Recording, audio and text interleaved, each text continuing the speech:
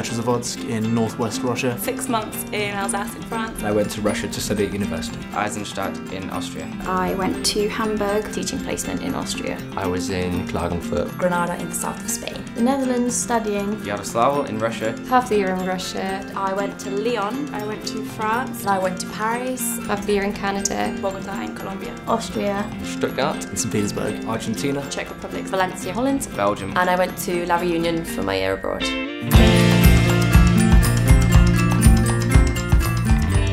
And obviously it's a beautiful island in the middle of the Indian Ocean. Why would I not choose that? Always sort of had in the back of my mind that I wanted to go to Canada. I always wanted to go to Argentina. Really nice place, lovely people, strange accent. Socialising, meeting people and learning about other cultures and food.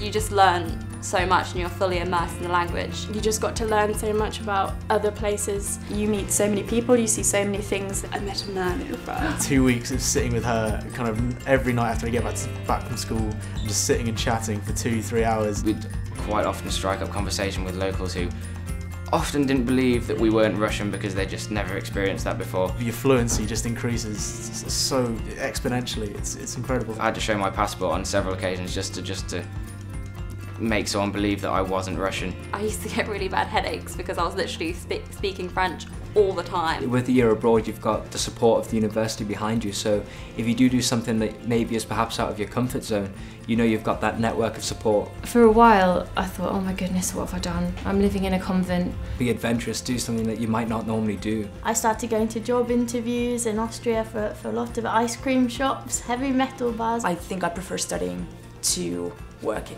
I knew I probably wouldn't get it because I wasn't there for long enough, but made me feel good. A lot of linguists will recognise this when you're studying a language. Sometimes you get this fear of using it with native speakers for whatever reason. It's kind of like a paradox. I think I've got more confidence since going on my year abroad because I'm not afraid to speak in front of people anymore. After the year abroad, you do come back and you have no shame about using a language, or you're actually proud a lot of the time to use it. I am definitely a much more confident person. Before I went on my year abroad, I was a bit of a mummy's boy. You do gain a lot of self-confidence. I'm a much tougher person on the outside now. I'm much more confident. I feel a lot more confident. Definitely more assertive. It's a once-in-a-lifetime opportunity to go around Europe to see places that you may never see again. I had a great time on my year abroad and I would do it all again in a heartbeat. I had a fantastic time. By the end of the year, you'll be so ready to come back and study again.